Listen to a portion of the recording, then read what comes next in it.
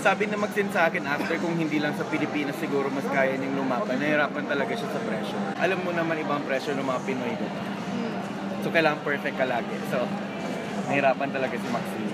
Pinaglaban namin yung interpreter and all at ang usapan namin kung may interpreter at kung anong mapipil mo, kung paano mo sagutin yung tanong, kung paano mo intindihin na kung Tagalog man siya or English, yun ang pagkakaintindi mo, dun ka sumagot.